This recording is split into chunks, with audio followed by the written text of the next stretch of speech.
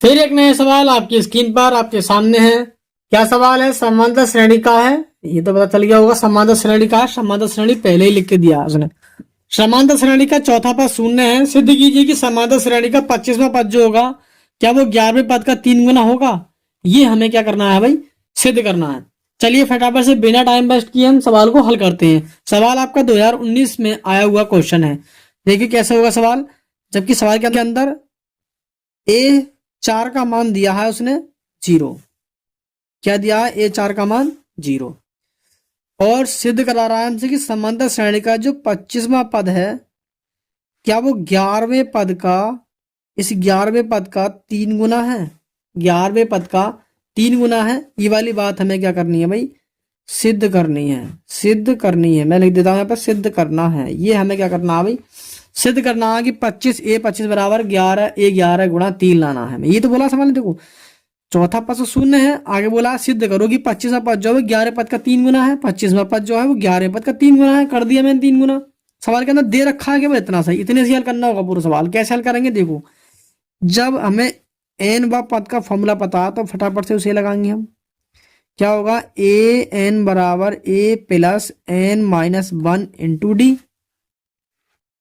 N की जगह पर 4 रख दो तो ये A4 A plus 4 minus 1 into D. A4 की वैल्यू 0 दे रखी है तो A प्लस यहाँ पर बचेगा 3D। यहाँ से A का मान निकाल लो तो A का मान निकल कर आएगा माइनस 3D। A की वैल्यू मुझे मिल चुकी है यहाँ से माइनस 3D। सवाल के अंदर ये 25 और 11 बोला है, दोनों की मान निकाल लो फटाफट से। टाइम खर्च मत करो। इसी फॉर्मूले में n बराबर 25 लगा दो। n बराबर 25 रखने पर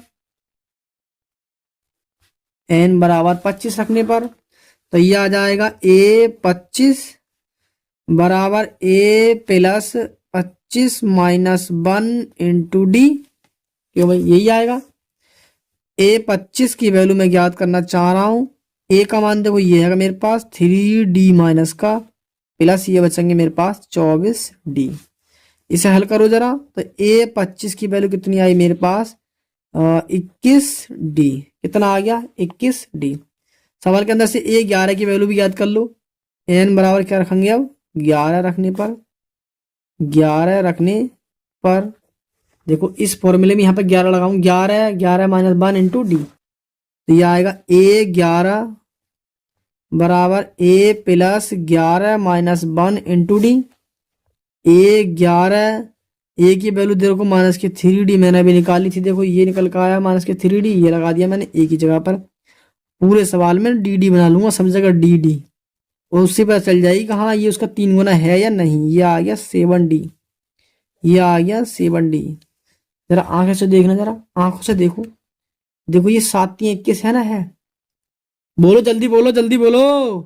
A25 बराबर मैं इसे लिख सकता हूँ 7 गुणा 3D। 7×3=21। 7×3=21। इस D को यहाँ लगा दो। ये बन जाएगा A25 बराबर 7 D गुणा 3। सही है। D को मैंने इसके साथ दे दिया भाई, कोई फर्क थोड़ा ना, गुणा में कहीं पे लिख दो। अब ये बन गया 7D। 7D का मान कितना है मेरे पास? A11 तो यहाँ पे A11 पुट कर दो तो ये आ गया A25 बराबर A11 गुणा 3 और ये ही हमें सिद्ध करना था। A25 बराबर A11 गुणा 3 ये हमें सिद्ध करना था। नहीं तो आप खुद समझ सकते हो। 11वें पद का 3 गुना करोगे तब जाकर वो किसके बराबर हो जाएगा? 25वें पद के बराबर हो जाएगा। यानी 21D कब बनेगा? जब इसमें 3 से गुणा करी जाएगी। तो 11वें पद का 3 गुना आया है। देखो 11वें पद का 3 गुना भैया, यहाँ 3 गुना करोगे तो 3×7=21 मिलेगा। देखो इसमें 3 से गुणा कर देखो, 3×7=21D मिल जाएगी। हो जाएगा 3 गुना। ठीक है, यही वाली बात मैंने यहाँ पे समझा दी तुम्हें। इसे हम लिख सकते हैं 7 गुणा 3D करके D यहाँ लगा दो। 7D बन गया। 7D का मान 11 मिला है, 11 को यहाँ लगा दो।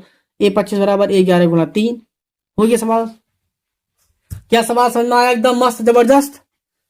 अगर समझ में आया हो तो वीडियो को लाइक और कमेंट करके बताएं फटाफट से। इस तरह से हम अगली नई वीडियो और ला सकें आपके लिए। चलिए आज की वीडियो इतनी काफी थी। मिलते हैं अगली नेक्स्ट वीडियो में। धन्यवाद।